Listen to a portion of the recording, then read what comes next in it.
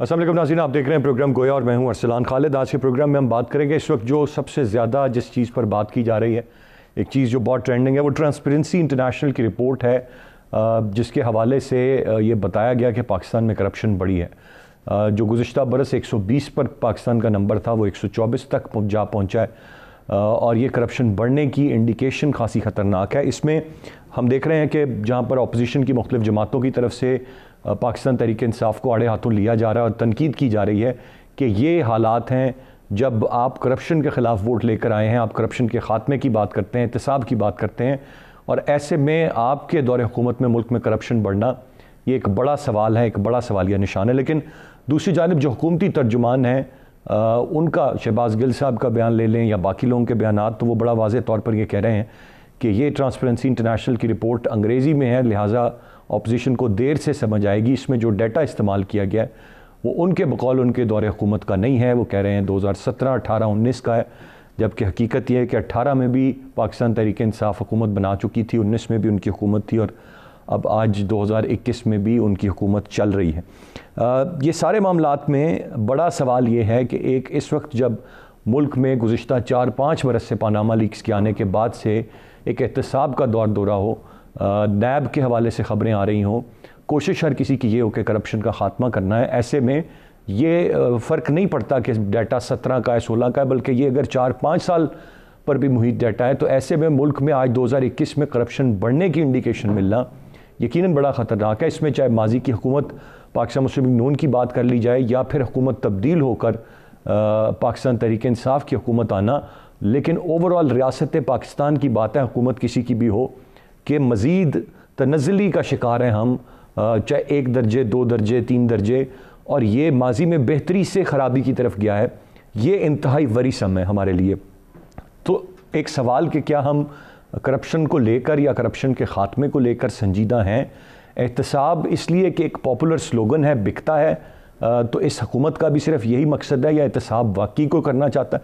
फिर एहतसाब क्या सिर्फ दूसरे जमातों के लोगों का करना है या जो आपकी सफ़ों में आ गए हैं उनका भी एहतसाब करना है? हकीकत यह है कि आज 2021 में जहाँ पर हम खड़े हैं, तो शफाफियत, एहतसाब, करप्शन का ख़ात्मा ये जोक्स बनकर, मजाक बनकर ये रह गए हैं और इन पर सिर्फ आज के दौर में इंसान को हंसी आती है, जबकि हुकूमत आज भी डिटर्मिन्ड है और मुसलसल यही बात करती है कि जी इन्हीं चीज़ों का ख़ात्मा उन्होंने करना है, जबकि रियलिटी इसके बिल्कुल बरक्स है। ये बात किसी पर तनकीद की नहीं है, किसी जमात पर तनकीद की नहीं है, बल्कि रियासत पाकिस्तान के लिए परेशानी की बात है। मैं चाहूँगा आज के प्रोग्राम में हम इस पर बात करें, लेकिन इसके साथ साथ जो PDM के मामलात हैं और जिस तरह से मुख्तलिफ़ चीज़ें चल रही हैं, बहुत सारी चीज़ें हतमी नहीं हैं, बहुत सारे फ़ैसले हो गए, बज़ाहिर कहीं नज़र आ रहा है यूनिटी नहीं है, कहीं पर सोलो फ्लाइट की बात है। मैं चाहूँगा इन तमाम चीज़ों पर भी आज के प्रोग्राम में हम बात करेंगे। गेस्ट पार्टिसिपेंट्स का तारुफ कराता चलूँ। प्रोग्राम में हमें ज्वाइन किया बैरिस्टर आमिर हसन साहब ने, पाकिस्तान पीपल्स पार्टी के रहनुमा हैं। बहुत शुक्रिया बैरिस्टर साहब आपके वक्त का। सेनेटर गौस न्याजी साहब हमें प्रोग्राम में ज्वाइन कर रहे हैं, पाकिस्तान मुस्लिम लीग नून के रहनुमा हैं। और नदीम कुरैशी साहब हमारे साथ प्रोग्राम में मौजूद हैं, पाकिस्तान तहरीक इंसाफ के रहनुमा हैं। बैरिस्टर साहब, गुफ्तगू का आगाज़ मैं आपसे करूँगा। सिंध से भी आवाज़ उठी, मुर्तज़ा वहाब साहब वहाँ से भी बोले कि ट्रांसपेरेंसी इंटरनेशनल की रिपोर्ट ही PTI का असल चेहरा है। जो हुकूमती तर्जुमान हैं वो कुछ और बात कर रहे हैं। ये डाटा जब का भी हो, ये रियलिटी क्या है? और जब पाकिस्तान की बात सर हो रही है बैरिस्टर साहब, तो ये पूरे पाकिस्तान की बात हो रही है। ये आदाद शुमार पाकिस्तान के चारों सूबों से लिए गए हैं, ये सिर्फ विफाक की सतह पर नहीं है। एंड नॉट टू फॉरगेट कि पीपल्स पार्टी की अपनी हुकूमत एक बड़े सूबे में है। फिर पीपल्स पार्टी कैसे इस बात पर खुश होकर तनकीद कर सकती है सिर्फ मरकज़ की हुकूमत पर? सर बहुत शुक्रिया जी। पहली बात तो ये कि पीपल्स पार्टी जितने फ़ीसद पाकिस्तान के अंदर बरसर इक़्तिदार है उसी की जवाबदेह है। और जब इमरान खान साहब हमारी हुकूमतों के दौरान पिछले 5 साल में अपनी हुकूमत से पहले वो लहराया करते थे ट्रांसपेरेंसी इंटरनेशनल की जो रिपोर्ट थी, उस वक़्त उनकी भी KPK के अंदर हुकूमत थी और वो बताते थे कि करप्शन कैसे बढ़ी है। उस पर लेक्चर्स देते थे, ये कंटेनर वाले उनके भाषण आपको भी याद होंगे, हमें भी याद होंगे। और हमेशा अरसलान साहब जो वफाकी हुकूमत की पॉलिसीज़ होती हैं वो सारे मामलात पे असरअंदाज होती हैं। अब अगर पिछले साल की जो रिपोर्ट आई थी ट्रांसपेरेंसी इंटरनेशनल की, उसमें भी पाकिस्तान के अंदर करप्शन बढ़ी थी और इस साल भी बढ़ी है। इसका मतलब है कि इमरान खान साहब की हुकूमत जनरल मुशर्रफ के बाद मोस्ट करप्ट, पहले जनरल मुशर्रफ की हुकूमत होती थी, लेकिन आज इमरान खान की हुकूमत most corrupt government of Pakistan है in the history of Pakistan.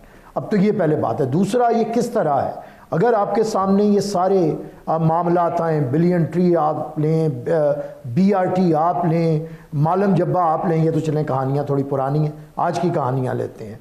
आपने चीनी के अंदर खरबों रुपए की करप्शन, गंदम के अंदर खरबों रुपए की करप्शन, 122 अरब रुपए का टीका जो इन्होंने गैस LNG के अंदर लगाया, पेट्रोलियम के अंदर जो इन्होंने टीके लगाए, और इनकी ATM मशीनें पूरी पाकिस्तान दुनिया के अंदर मशहूर रही हैं। और फिर इन्होंने खुद कमीशन बनाए चीनी के, गंदम के। उस कमीशन के अंदर जो डिफेक्टो प्राइम मिनिस्टर थे और जो इनके डेप्यूटी प्राइम मिनिस्टर रहे हैं, जिनके हुक्म पे प्राइम मिनिस्टर हाउस चलता रहा है, उनके नाम निकले। जो कैबिनेट के अंदर आज भी मिनिस्टर्स बैठे हैं, उनके नाम निकले। और फिर ये सारे मामलात आपके सामने आते रहे, लेकिन नैब की कानों पे जूं तक नहीं रेंगी। वो नैब के चेयरमैन ने जो पिछले साल हमें एक बात सुनाई थी कि ये हुकूमत 5-6 वोटों पे है, 15 लोगों का एहतसाब होगा तो ये हुकूमत नज़र नहीं आएगी। उसके बाद एक वीडियो आई, नैब भी खामोश, इंक्वायरी रिपोर्ट्स भी खामोश, और इस हुकूमत के लिए कोई बात ही नहीं करने वाला। लेकिन आलमी इदारे तो खामोश नहीं रह सकते। आलमी इदारे बता रहे हैं कि इमरान खान ने जो एक तमाशा खेला था, और नाउजुबिल्लाह अपने आप को सादिक और अमीन का एक तमाशा यहाँ पे खेला गया। कायनात में एक ही सादिक और अमीन है, और वो रहमतुल्लिल आलमीन की ज़ात है। इन्होंने एक तमाशा खेला अपने आप को कि मैं सादिक और अमीन हूँ। उस सिद्को अमानत का ये जो डटोरा पीटा गया, उसकी हंडिया बीच चौराहे में फूटी। पिछले साल भी राइट ही सेड बैरिस्टर साहब, आपने तफसील से रोशनी डाल दी सारे मामले पर, आपका पॉइंट आ गया। मैं ज़रा आगे बढ़ूंगा। सेनेटर साहब, आप कैसे सारे मामले को देखते हैं? आज मतलब ये सिर्फ हुकूमत पर तनकीद की बात नहीं है, एक जमात की बात नहीं है, इस पर सियासत की बात नहीं है, पूरी दुनिया में जग हसाई है, और हम हर गुज़रते साल के साथ मज़ीद करप्ट होते जा रहे हैं बहैसियत कौम। ये मेरे लिए, आपके लिए, या पाकिस्तान तहरीक इंसाफ, सभी लोगों के लिए ये बायसे शर्मिंदगी है ये सारा मामला। मैं इसको इस एस्पेक्ट से देख रहा हूँ। आपकी क्या राय होगी? बिल्कुल आपकी राय से मैं इत्तेफाक करता हूँ कि उसमें हमारा मुल्क की बदनामी हुई है, और जिस तरह मतलब हम करप्शन में जो है वो और नजरी की तरफ जा रहे हैं। लेकिन साहब बात यह है कि हुकूमत का रवैया देख के मुझे और दुख होता है। एक तो रिपोर्ट पाकिस्तान के खिलाफ आई है, और फिर हुकूमत का रवैया वो उससे भी ज्यादा अफसोसनाक। अभी जैसे कि आपने शहबाज गिल ने कहा है कि जी अभी रिपोर्ट अंग्रेजी में, जब इसको उर्दू में तर्जमा होगा तो इनको ये पता लग जाएगा। मतलब इस चीज से भोंडा और मजा का केस और क्या जवाब? यह हुकूमत की ये एहसास जिम्मेदारी है, या कहे कि जी हम इम्प्रूव करने की कोशिश करेंगे, या कहे कि कोविड आया इस वजह से नहीं कर सके? नहीं, उन्होंने वो सबसे ज्यादा डिटेल आपने पढ़ी होगी, सबसे ज्यादा जो है ना ये कोविड में जो है वो करप्शन हुई है। जो सामान आया और जो वेंटिलेटर खरीदे गए और मास्क, उसमें ज्यादा करप्शन। तो ये लोग मतलब इनको एहसास नहीं है, और फिर ऐसे मुंह में जो आता है कह देते हैं। कोई कहता है कि जी 2 हफ्ते बाद 2 करोड़ नौकरी पर लाइन लग जाएगी और महंगाई खत्म हो जाएगी, ये हो जाएगा, वो हो जाएगा। लोगों को एक कोई एहसास नहीं है। हर चीज को ये गाली गलौज में टाल देते हैं, वक्त गुजारते हैं। रोजाना टॉक शो होते हैं, अपोजिशन चार्ट फ्रेम करती है, और जो जवाब में ये पनामा अकामत की बातें करके ये वक्त गुजार के चले जाते हैं, और रात को सो जाते हैं कि बस आज का दिन गुजरा, कल देखी जाएगी। लेकिन जब इंटरनेशनल लेवल पे आप देख रहे हैं, ये तो ट्रांसपेरेंसी की मिसाल है। आप PIA का देख रहे, PIA में हमारे साथ क्या हो? पहले PIA में पूरी दुनिया में फ्लाइट्स हमारी बंद हुई गैर जिम्मेदाराना बयान से, तो और फिर अभी तक वो बहाली हो रही, और फिर हमारा जहाज पकड़ा जाना, और फिर इसके मतलब है एक दुनिया में पाकिस्तान की इतना तशख्खुस जो है कभी भी इतना डाउन नहीं हुआ जितने इस दौर में हुआ है। तो बजाय हुकूमत के एहसास करने के, देखो हमने कोई उसको हर चीज को, हमने कभी हुकूमत को जो है ना बेजा तनकीद नहीं की। हम हुकूमत को सही रास्ते पर डालने की कोशिश करते हैं। हम चाहते हैं कि मौजूदा जो जमहूरी निज़ाम टूटा फूटा चल रहा है, इसको चलते रहना चाहिए, हम इनको सपोर्ट करना चाहते हैं। लेकिन जब भी हमने तावन का हाथ बढ़ाया, इनको जी नहीं आप तो NRO मांग रहे हैं, NRO मांग रहे हैं, भाई NRO आप ना दें, आप मुल्क चलाएं, मुल्क में पॉजिटिव चीजें हैं, और फिर आप मुख्तलिफ तरीकों से जो अपोजिशन की जमातों को तोड़ने की कोशिश कर रहे हैं। और जिस तरह अब वैसे तो कहते हैं कब्जा माफी के हम खिलाफ हैं, लेकिन कब्जा माफी की क्या, वज़ीर आज़म के बहनोई के प्लाट केस था, इसके अलावा बहुत सारी चीजें हैं। और शहजाद अकबर जो मैं सर उस पर आऊँगा, ये कब्जा माफिया वाला एक अलहदा इशू है और इम्पोर्टेंट है। मैं नदीम भाई की जानिब जरा बढ़ूंगा। राइटली सेड, ये बड़ा परेशानी का है, पाकिस्तान की बड़ी शर्मिंदगी का बायस है। हुकूमत का जाए कि अब भी वक्त है, तो कुछ ये कब करेंगे? 2.5 साल तो हो गए, 2.5 साल के बाद अगले इलेक्शन की तैयारी शुरू हो जाती है। तो 2.5 साल में तो अगर करप्शन ही खत्म कर सके तो अब तो नए इलेक्शन की तैयारी शुरू हो रही है। तो मैं सर जरा सेंटर साहब आपका पॉइंट आ गया, मैं नदीम भाई की जानिब बढ़ूंगा। नदीम भाई, ये सारा मामला क्या है? ये रियासत मदीना, करप्शन का ख़ात्मा, एहतसाब के नाम पर ही तो हम आए हैं, करप्शन के ख़ात्मे के नाम पर ही तो आए हैं, इनसे कभी हाथ नहीं मिलाएंगे, इनसे कभी मिलेंगे नहीं। ये सब बातें एक तरफ और ट्रांसपेरेंसी इंटरनेशनल की रिपोर्ट एक तरफ। और अगर आप ये कहें कि जी ये क्रेडिबल नहीं है, तो ये माजी में खुद इमरान खान साहब और PTI इन्हीं रिपोर्ट्स का हवाला देती रही हैं। आज ये कैसे क्रेडिबल नहीं है? फिर शहबाज गिल साहब, उनको कल रोका भी शिबली फराज साहब ने, लेकिन वो शायद रुकते नहीं हैं। जो काम उनका नहीं भी है हर चीज़ पे बयान देने से बिला सोचे समझे, और ऐसे लोगों की बहुत एक अक्सरियत मौजूद है आपकी जमात में। ये क्या सारा मामला क्या है सर? बिस्मिल्लाहिर्रहमानिर्रहीम। देखिए अरसलान, एक तो मैं आपको अर्ज़ करूं, हमें सबसे पहले ट्रांसपेरेंसी इंटरनेशनल की इस रिपोर्ट को के फिगर्स को, डिजिट्स को देखने से पहले इसके एलामियों पे भी गौर करना चाहिए। इसी रिपोर्ट के एलामिये में ट्रांसपेरेंसी इंटरनेशनल कहती है कि पाकिस्तान में हुकूमती सतह पर करप्शन के तदारुक के लिए जो कोशिशें की गई वो काबिल सताइश हैं। और जी, इससे पहले माजी में इस तरह की कोशिशों की मिसाल नहीं मिलती। साथ ही वो ये कहते हैं कि पाकिस्तान में नैब का किरदार करप्शन के खात्मे के लिए बड़ा अहम है। इस इदारे ने पिछले 2 साल में 363 अरब रुपया वाइट कॉलर क्राइम, ताकतवर लोगों से, वो क्रिमिनल्स से वो रकम वसूल की और मुल्की खजाने में जमा करवाई। जहां तक इस रिपोर्ट की वैलिडिटी की बात है, हमें इसकी वैलिडिटी पे कोई इनकार नहीं है। अभी मेरे दोनों फाजिल दोस्त फरमा रहे थे और आपने भी फरमाया अपने इंट्रो में कि जी हम करप्ट हो गए हैं मिन हैसुल कौम। हम करप्ट नहीं हुए, हमें करप्ट किया गया। जिस इमारत की बुनियाद में जुल्म, बर्बरियत, धोखाधड़ी, फ्रॉड, लूटमार, करप्शन होगी, वो इमारत जब डिस्प्ले होगी तो उसके हर दरवाजे से, उसकी हर रोशनदान से, उसके हर कमरे से, उसके पूरे स्ट्रक्चर से वही चीज़ें बरामद होंगी जो हमने उसकी बुनियादों में डाली होंगी। मैं आज भी समझता हूँ पाकिस्तान के सिस्टम को करप्ट करने में, पाकिस्तान के सिस्टम के DNA को करप्ट करने में उन लोगों का बहुत बड़ा हाथ है जो किसी ना किसी सूरत इक़्तिदार में रहे, साहिब इख्तियार रहे। सिर्फ सियासतदान नहीं, हर वो शख्स नदीम साहब, ये बात अगर आपने बुनियाद की बात की, आप 2 साल 2.5 साल हो गए, कब जाके अब आप लोग जिम्मेदारी लेना शुरू करेंगे कि जो कुछ हो रहा है अब आपकी जमात की हुकूमत है, अब आप बहुत सारी चीज़ों के जवाब दें हैं, जिम्मेदार हैं। अब 2.5 साल तक तो डालते आए मलबा माजी पे, अब 70 साल पे डाल रहे हैं, फिर आप बड़े सगीर की तारीख पे कल को डाल देंगे, फिर आप कहेंगे अंग्रेज़ आया वो ख़राब कर गया। खुदा का खौफ करें अब तो सर, कुछ जिम्मेदारी तो अब लेना शुरू करें। अच्छा, हमें बिल्कुल खुदा का खौफ भी है, एहसास जिम्मेदारी भी है, और जो 2.5 साल की जिम्मेदारी हमें मिली है हम उसके लिए आंसरेबल भी है पूरी कौम को।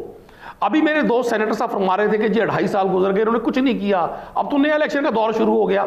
अगर नया इलेक्शन शुरू हो गया तो फिर आप तो जमहूरियत पर यकीन रखते हैं, आप अवाम को फैसला करने दीजिएगा।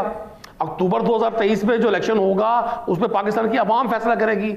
जहां तक आपके सवाल का ताल्लुक है, मैं अरसलान आपको एक अर्ज कर दूं, कोई शख्स या हॉली कॉर नहीं है, इंसान के जिम्मे कोशिश है, इंसान कोशिश कर सकता है और हमने कोशिश की है।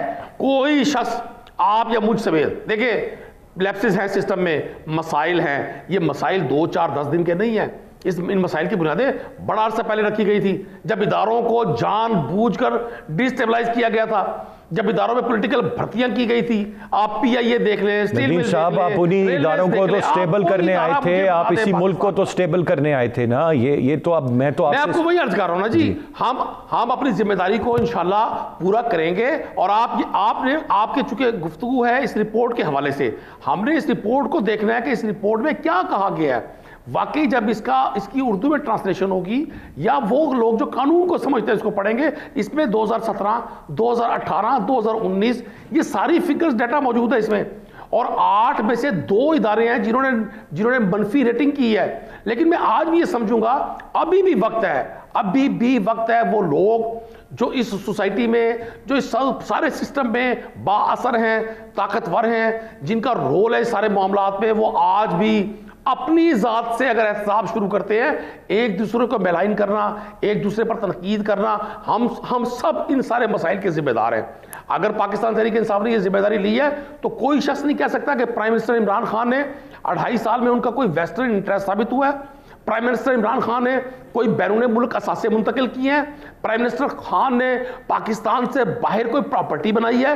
नदीम भाई, ये सिर्फ it's not about prime minister Pakistan, it's about his whole team. और अगर आप कहेंगे तो मैं एक टीम मेंबर के इंटरेस्ट कहाँ हैं और कहाँ से आए हैं, मैं कितने पैराट्रूपर्स हैं जो आके बैठ के आज तर्जुमानियाँ कर रहे हैं और क्या क्या कर रहे हैं, कितने चले गए, कितने जाने का सोच रहे हैं, मैं पूरी फहरिस्त आपके साथ वो शेयर कर दूंगा। तो it's not about Imran Khan only. हमारे वज़ीर आज़म हैं, काबिल एहतराम है हमारे लिए, लेकिन उनके साथ जो उनकी पूरी टीम है, फ़ौज ज़फ़र मौज है जो उनके तर्जुमानों की, मुशीरों की, और पता नहीं कौन कौन लोग हैं, नाम भी याद रखना इतने लोगों के मुश्किल हो जाता है। तो वो सब हम जानते हैं कि उनकी क्या तारीख। मैंने अभी शहबाज गिल साहब का नाम लिया, वो कहाँ से आए हैं, कौन है, ये मैं भी जानता हूँ, आप भी जानते हैं, और फिर एक तवील फहरिस्त है। तो इसको छोड़ दीजिए, एक ब्रेक की जाने पड़ते हैं। ब्रेक से वापस आकर हम ज़रा कुछ बात PDM और दीगर मामलात की करेंगे। साथ रहिए।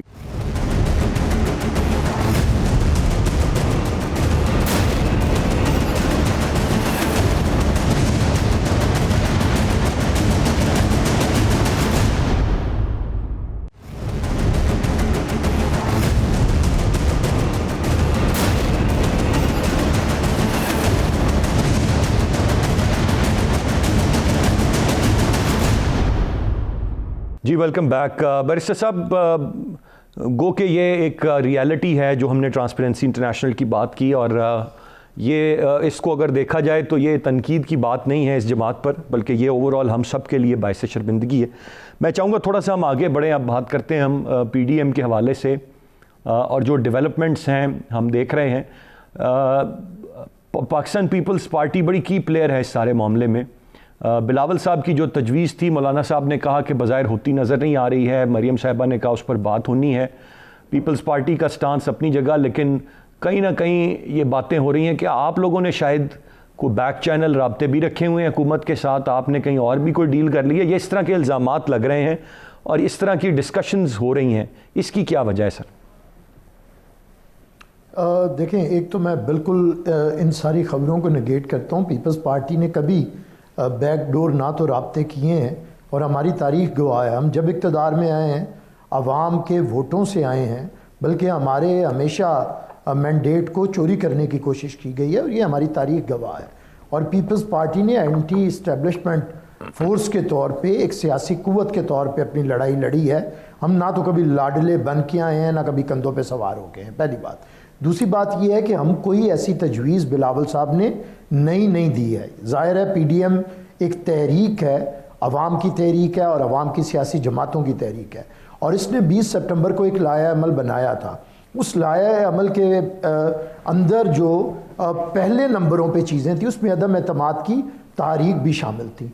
शायद उसके ऊपर उस तरह गौर नहीं हुआ, तो चेयरमैन साहब ने अपने उस लाया अमल जो सारी जमातों ने बनाया था उसकी याद दहानी करवाई है, और इस वक्त हालात भी ऐसे हैं कि उस पर अमल किया जाए, क्योंकि आपके सामने है कि इनकी MPAs MNAs इस वक्त इनसे बहुत दूर जा चुके हैं। इसीलिए इमरान खान साहब को, जिसे वो कभी सियासी रिश्वत कहते थे, ये कहना पड़ा कि हर MNA को मैं 50 करोड़ रुपया दूंगा, और इसी तरह MPAs को। और इनके MPA जो बता रहे हैं कि जिस तरह पंजाब के MPAs इनसे मुतनफ़िर हैं बुज़दार राज से, और जिस तरह वो उन्हें कहते हैं, वो आपके सामने चीज़ें हैं। तो हम समझते हैं, पीपल्स पार्टी समझती है कि ये एक बेहतर लाया अमल हो सकता है, लेकिन इस पर पीपल्स पार्टी का कोई ये नहीं है कि हम कहते हैं कि ये मुत्तफ़िका तौर पे फैसले ना किए जाएं। PDM का 4 फरवरी को मुझे बैरिस्टर साहब, आप खुद पंजाब में बैठे हैं, लाहौर में बैठे हैं, मुझे अगर ये प्लीज़ बता सकें कि कोई ऐसी बात जरदारी साहब ने कही कि मरियम साहिबा को, नवाज शरीफ साहब को, नून लीग को,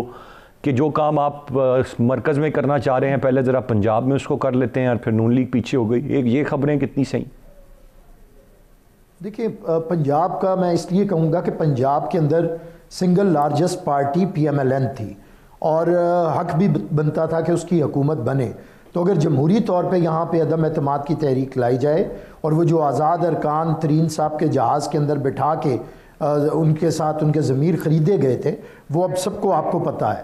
तो हम ये कहते हैं कि अगर यहाँ पे करें, और फिर लोगों ने पिछले 2.25 साल पे यहाँ जो चेहरा देखा है वो बुज़दार है, और बुज़दार एक मेरे ख्याल से 12 करोड़ लोगों के साथ मजाक है। हर शख्स जो PTI का भी मेंबर है वो भी जानता है। ये भले इन लोगों को आदत है कि कैमरे के अंदर इमरान खान की और हुक्मरानों की तारीफ़ें करनी है, सिर्फ इमरान खान को ये तो डर ही नहीं रहे रोज़े माशर से। एक इमरान खान की सच्चाई की और उसके किरदार के ये कस्में देने लगते हैं, खुदा की कसम। और इमरान खान के खुद अपने इंटरव्यूज़ हैं कि मैं साहिब किरदार नहीं हूँ, मेरे से बड़ी गलतियाँ हुई हैं। लेकिन PTI के दोस्त ऐसे गवाहियाँ देते हैं कि खुद मेरे ख्याल से इबलीस भी शर्मिंदा हो जाता होगा कि ऐसे भी किसी की तरफदारी की जाती है जैसे हमारे दोस्त करते हैं। तो दूसरा ये है बुज़दार, और बुज़दार का जो राज है, और बुज़दार से जितने लोग तंग हैं, 12 करोड़ लोगों के लिए एक मजाक है। अब बुज़दार, लेकिन ये बताइएगा बैरिस्टर साहब, ये तो बात ठीक है, लेकिन जिस तरह से पूरा कर लूं, बुज़दार राज के अंदर लोग तंग हैं। अगर PMLN अपना रोल प्ले करे यहाँ पे, और यहाँ पे इत्तेहादी जमातें जो हैं और आज़ाद अरकान के साथ रब्ता किया जाए, तो यकीनी है कि पंजाब के अंदर PTI की हुकूमत और बुज़दार राज को ख़त्म किया जा सकता है। तो पीपल्स पार्टी तो वो बात कर रही है जो लेकिन sir, how did you take it कि ये रिजेक्ट हो गई आपकी ऑफर? कल मरियम साहब ने वाज़े 2 टोक मौक़िफ़ अपना के बयान दे दिया। देखिए, हमारी राय का इजहार का तो हमें हक है, और हम मुत्तफ़िका तौर पे PDM के होने वाले तमाम फैसलों के साथ चलेंगे।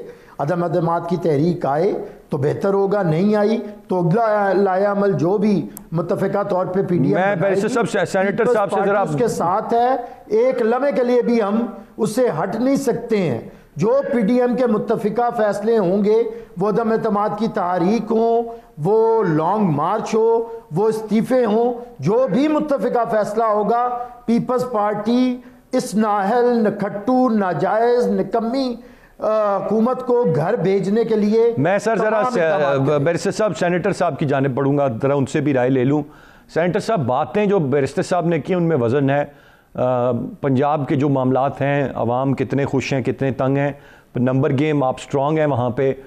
क्या वजह हुई कि आप इमरान खान साहब को भेजना चाहते हैं, और कल पंजाब के हवाले से मरियम साहिबा ने कहा कि जी हम नहीं चाहेंगे कि कल को ये कोई जवाब बनाए कि हमने इनका रास्ता रोका, इनका वक्त पूरा नहीं करने दिया, ये खुद देखें डिलीवर। ये बातें पंजाब के हवाले से हैं, वफाक से आप खान साहब को घर भेजने की बात करते हैं, समझ से बालातर है सर। देखिए जी, अभी तो ये तो सेकेंडरी चीज़ें पंजाब की। पहले तो वो PDM की तहरीक है इस हुकूमत को गिराने की, और क्योंकि मेन पॉलिसी तो वफाकी हुकूमत होती है, और जिस तरह वो इदारों के अंदर असरअंदाज होती है, इलेक्शन कमीशन और नैब हो, और जिस तरह के गठजोड़ सामने आ रहे हैं, आपने देख ली हैं कि जी किसी इदारे को सही काम करने नहीं दी जा रहा। चाहे इलेक्शन कमीशन है, पार्लियामेंट नकेज है, वो पड़ा है 6 साल से, और जब वो फैसला करने की कोशिश करता है तो कोर्ट से स्टे दे दी जाता है। इस तरह नैब को चेयरमैन वो ब्लैकमेल हो रहा है, इस तरह पोजीशन को दीवार से लगाने की रवैश है। इसलिए हम चाहते हैं कि इस हुकूमत को गिराया जाए। देखो, हम तो इलेक्टेड थे या सिलेक्टेड थे, हम तो चाहते थे कि ये 5 साल पूरे करें, यकीन कर।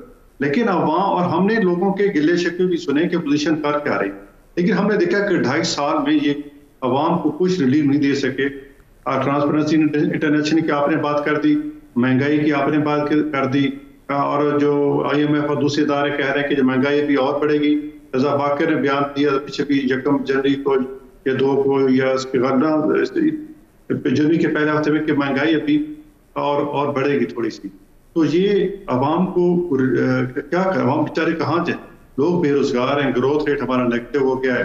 और सेनेटर साहब, पंजाब में क्यों नहीं कर लेते? मेरा तो सवाल ये है, आपने हुकूमत को तो घर भेजना है, पंजाब में कर सकते हैं, तो पीपल्स पार्टी की तजवीज़ क्यों नहीं उस पर गौर आप लोगों ने, या क्यों नहीं उसको उस तरह से उस पर? हमारा ये व्यू है दरसलान साहब कि जी अदम एतमाद को हम लास्ट पे रखा है, इसलिए कि हमारा तजर्बा जो है, जो सेनेट में जब हमने किया था, कि उसमें उसमें हम नाकाम हुए थे। हमारी अक्सरियत होने के बावजूद पंजाब में हमारी अक्सरियत थी, 10-15 वोट हमारे ज्यादा थे, और लेकिन इसके बावजूद हमारी अक्सरियत को खत्म किया गया। तो हम ये कैसे उसको ऐसे ऑप्शन अपना लें कि जी पंजाब में करें या उसमें केपी अपना मरकज में करें। ये एक 2 तजर्बे हम कर चुके हैं, इसमें हमें है ना कुछ कुव्वतें बीच में आ जाती हैं जिससे कि हम नाकामी का शिकार होते हैं। अगर हम देखो अब कल को ले आते हैं और फिर नाकाम होते हैं तो उल्टा उससे हुकूमत मजबूत होगी, पोजीशन तो फिर अवाम के मसाइल तो फिर बीच में रह गए। हम चाहते हैं कोई ये भी है भी जमहूरी तरीका अदम एतमाद से करना, लेकिन ये आप इंशाल्लाह इस पे यकीन रखें कि पीडीएम इकट्ठी है, 1 फरवरी को जो इजलास होगा उसमें जो फैसले होंगे उसमें हो सकता है अदम एतमाद पे कंसेंसस। सेनेटर साहब पॉइंट आ गया, एक ब्रेक की जाने पड़ते हैं, ब्रेक से वापस आकर हम जरा कुछ बात पीडीएम और दीगर मामलात की करेंगे, साथ रहिए।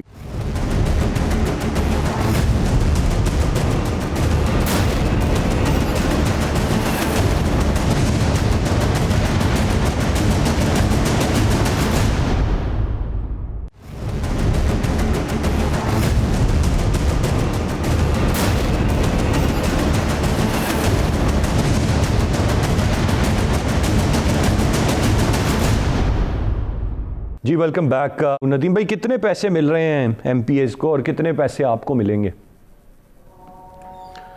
देखिए, पहले मैं आपको एक अर्ज करूं, अभी पीपल्स पार्टी के जो दोस्त थे उन्होंने बड़ी एक तारीखी तकरीर की, बड़े वही मकबूल लफ्ज़ जिन लफ्ज़ों के अलावा इनके पास कुछ भी नहीं है, सिलेक्टेड, नाअहल, निकम्मे।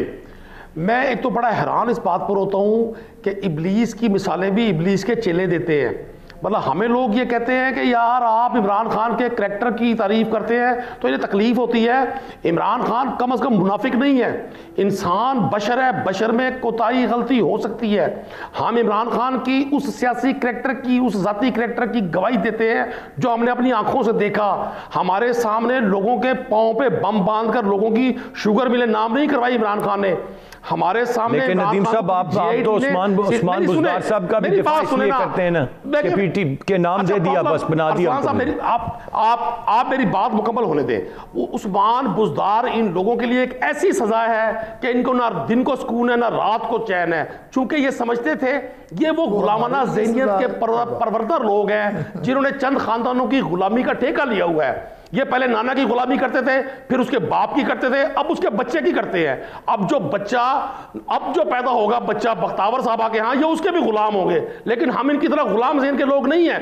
उस्मान बुज़दार ने इस सूबे को जहां पहुंचा दिया, मुझसे पूछे, मैं पंजाबी हूं, पंजाब का रहने वाला हूं। जी बताएं सर। बन रही है सूबे में, 9 हॉस्पिटल बन रहे हैं सूबे में। इस सूबे का 35,000 किलोमीटर इरिगेशन सिस्टम अपग्रेड किया उस्मान बुज़दार ने।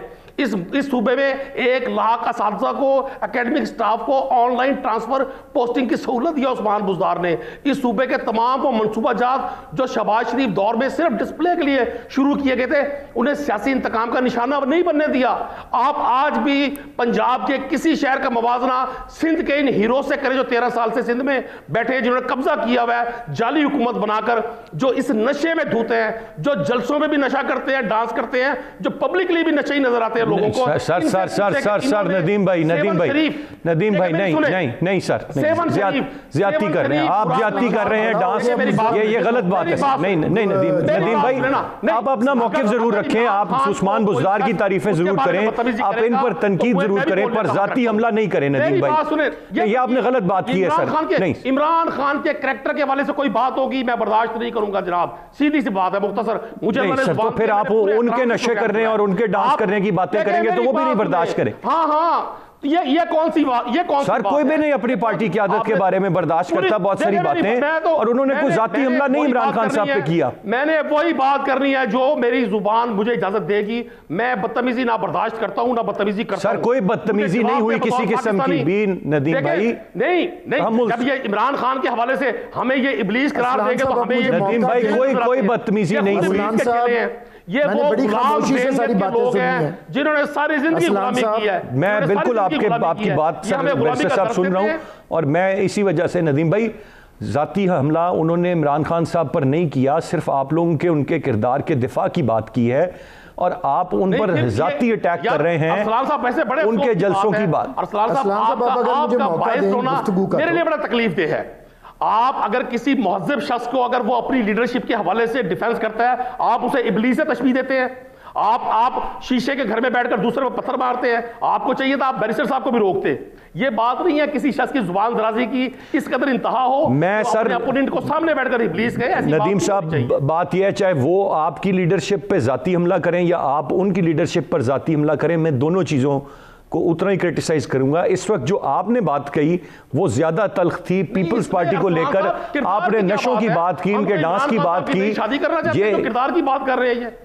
चलें सर, मेरे पास वक्त खत्म हो रहा है। साहब इनके नशे मशहूर नहीं है, क्या बात करते हैं इनके अब नशे में बताऊं, पर्दे रखे इनकी नाजायज औलादें, हम सब नहीं बैरिस्टर साहब let's not go there. Barrister साहब नाजायज नहीं है, बैरिस्टर साहब मेरी गुजारिश है, लेट्स नॉट गो देयर। शख्स हम सर औलाद पैदा करता है, नहीं बैरिस्टर साहब उसे डिफेंड करते हैं, बैरिस्टर साहब पुलिस नहीं है। अब मैं कितनी देर जुबान बंद रखूं, आप मुझे मौका नहीं दे रहे। मैं खुद उन्हें रोक रहा औरत नानी दादी को दुआ के लाता है, ये पाकिस्तान में वाहिद शख्स है एक बूढ़ी औरत को नानी दादी को घर से दुआ। मैं बहुत शुक्रिया अदा करना चाहूंगा आप तीनों मोअज़्ज़िज़ मेहमानों का बहुत बहुत शुक्रिया। आज के प्रोग्राम से इतनी। अरसलान खालिद को इजाजत दीजिए, अल्लाह ने के बाद।